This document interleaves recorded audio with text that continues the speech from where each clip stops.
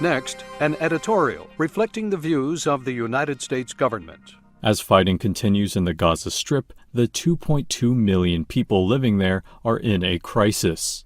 According to the United Nations World Food Program, or WFP, food and water supplies are running out in Gaza.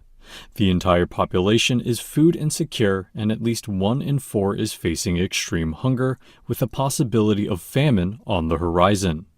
We are intensely focused on the very difficult and indeed deteriorating food situation for men, women, and children in Gaza, and it's something that we're working on 24/7, said Secretary of State Antony Blinken after visiting a WFP Regional Coordination Warehouse in Amman, Jordan. I want to commend the extraordinary work of the World Food Program to try and get more food to more people more effectively. They are doing this also at tremendous risk to their team on the ground in Gaza.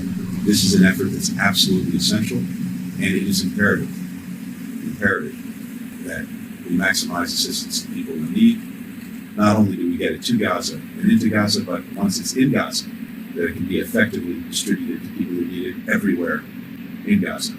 We'll be working on that in the days ahead as well. The United States has worked from day one to open access routes into Gaza to get assistance to people who need it, said Secretary Blinken. We continue to work on that every single day, not only to keep the routes open, but to multiply them and to maximize them to try to get more food, more assistance to more people more effectively.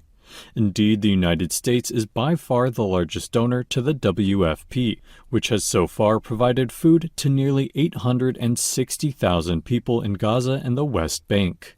The United States provides about 50% of the World Food Program's budget, about $3 billion over the last year.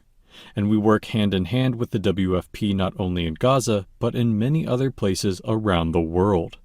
At the same time, we've sent about 500,000 pounds of nutritious food products to Egypt for distribution in Gaza over the last couple of months, said Secretary Blinken. Through all of these lines of effort, we're determined to do everything we possibly can to ameliorate the situation for men, women, and children in Gaza when it comes to food, when it comes to humanitarian assistance more broadly.